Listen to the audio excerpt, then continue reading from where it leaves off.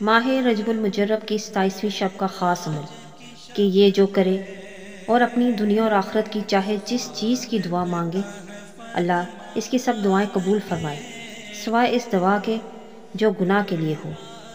مولانا طارق جمیل فرماتے ہیں رجب میں ایک رات ہے، اس میں نیک عمل کرنے والے کو 100 برس کی نیکیوں کا ثواب ہے، اور وہ رجب کی 27ویں شب ہے۔ اس میں جو 12 رکعات اس طرح نفل پڑھے کہ ہر رکعت میں سورہ الفاتحہ اور کوئی سی بھی ایک سورہ، اور ہر 2 رکعت پر اتحیات پڑھے اور 12 رکعت پوری ہونے پر سلام پھیر دے۔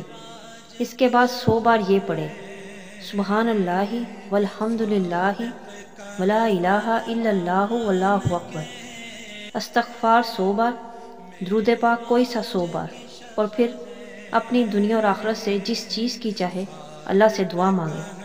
صبح کو روزہ رکھے تو اللہ عز و جل اس کی سب دعائیں قبول فرمائے۔